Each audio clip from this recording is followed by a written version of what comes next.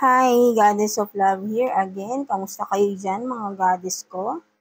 Anong meron sa inyo today, no? So, yeah, another short reading tayo for today for the Earth signs, Taurus, Virgo, and Capricorn, no? So, yeah, let's see. Anong message ng person nyo na naiisip nyo right now? And then, message from your inner self and of course, from universe, no? So, let's see. Anong message ng inyong person, no? Kuha tayo dito ng 2 cards for you, Earth signs, Taurus, Virgo, and Capricorn, no? Tignan natin. What's the messages, no? Ng inyong person. So, ano kaya ito? So, meron dito, I want to tell you how I feel, no? Maybe for some of you, this person is pwedeng hindi pa nagkakaroon ng relationship, no? Kasi hindi niya pa nasasabi kung ano yung nararamdaman niya for you, no? So maybe this person is hiding his or her true self, no? Yung totoong nararamdaman niya for you, earth signs, no? So yeah, ito yung sinasabi, no? Kung, I don't know if alam mo to, no? For some of you, but then syempre kung sino yung naiisip mo, no? So, ito yung message niya. Gusto niya sabihin yung nararamdaman niya for you, no? Pero, I don't know kung nasabi niya na ba ito, but then ito yung naiisip niya, no? So, and the other one is, I know I was a distraction from your pain. No? Oh, so yeah, no? Maybe for some of your earth signs, no? Maybe, meron take what's resonate lang kung sino lang makaka-relate dito. Ito lang yung medyo nakikita ko rito, no? So, for some of you, galing lang kayo sa isang heartbreak, no? For some of you.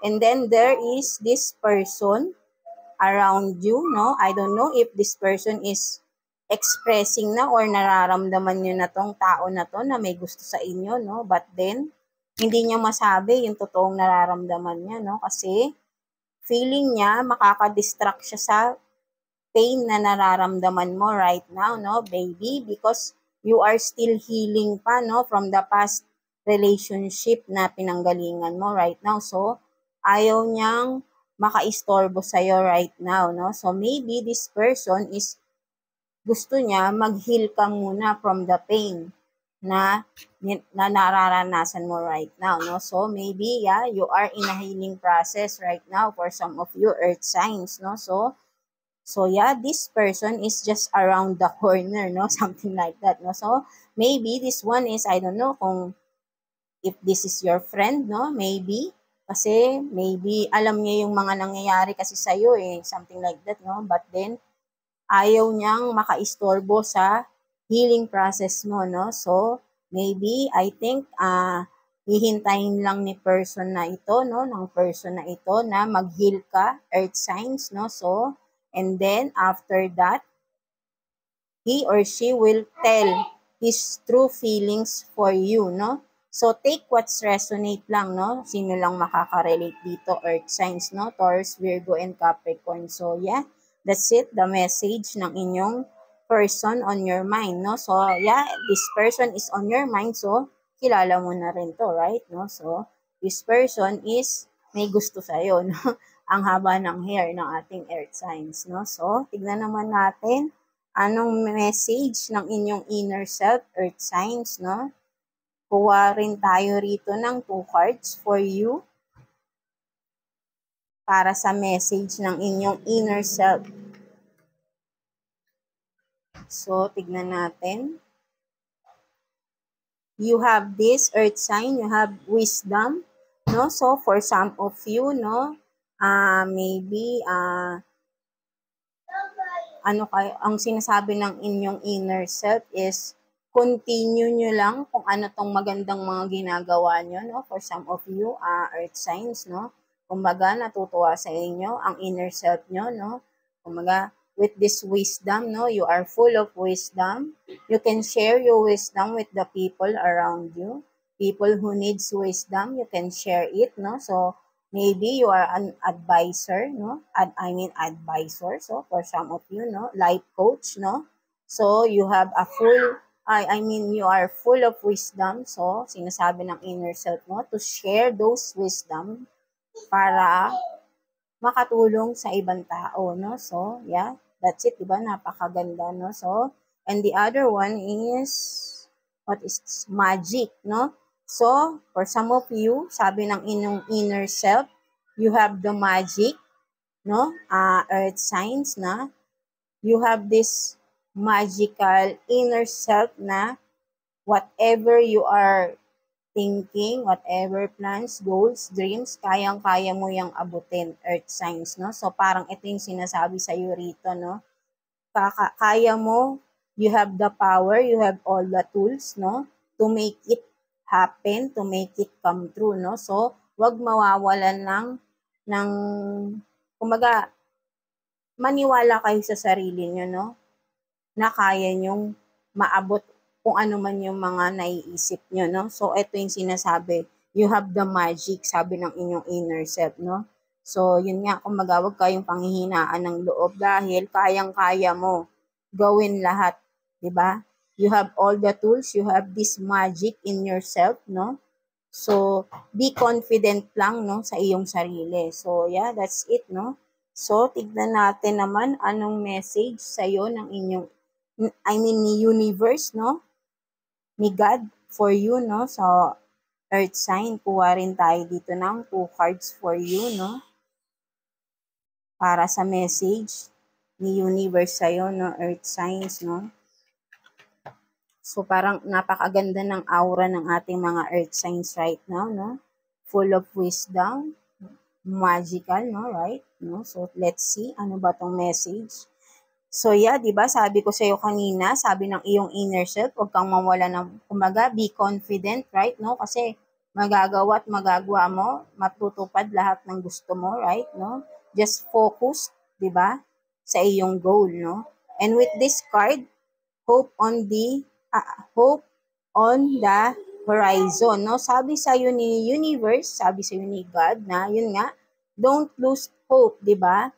It's mangarap ka hangga't kaya mo, 'di ba?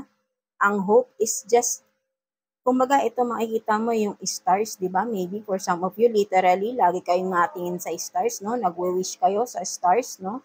So, huwag kayong mawawala ng pag-asa, no? Kahit na feeling nyo, for some of you, nagwi-wish kayo sa kawalan eh, something like that, 'di ba? Kapag nagtumitingin tayo sa kalawakan, 'di ba? Kalawakan sa sky, sa universe, right? No? Nag-wish tayo, something like that, no? Parang siguro for some, sa iba ay sasabihin, nag-wish ka ng parang wala lang, no? Because kumaga, it will give you hope eh, no? 'Di ba?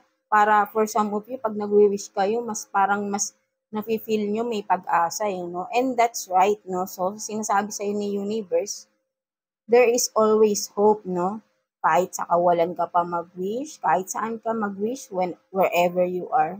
'Di ba? Because you have this magic in your self, no? In inner self, no? Within you.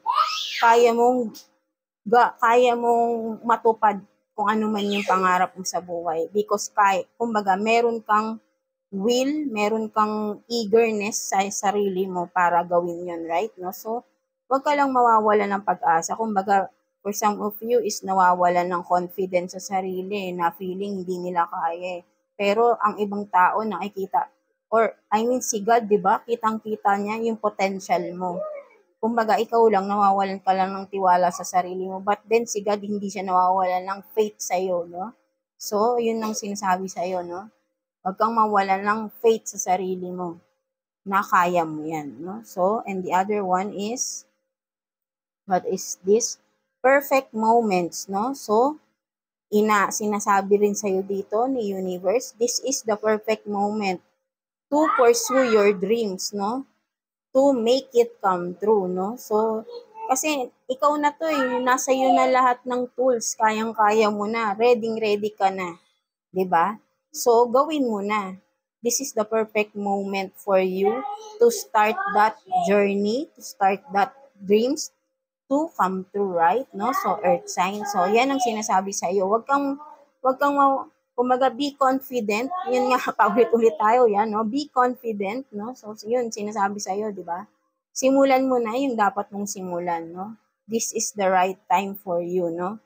Perfect moment for you to start whatever plans you are or whatever goals, dreams you want to pursue, no? Right? No? So, yeah, that's it, Earth signs, no? So, I hope naka-resonate kayo sa ating reading for today, no? For you, Earth signs, Taurus, Virgo, and Capricorn, no? So, yeah, see you again sa next reading natin, and thank you for watching, and please like and subscribe sa ating channel to watch more videos like this, no? So, and yeah, God bless you all, and don't lose faith, no? Lalo na kay God, 'di ba? Ang laki ng tiwala sa inyo ni God, no? So, ikaw lang yung walang tiwala sa sarili mo, no? So, ngayon, alam mo na you are capable of everything, no? Earth signs, no? So, yeah, that's it, no? So, again, thank you for watching, and yeah, see you again, Earth signs, and yeah, thank you, Earth signs.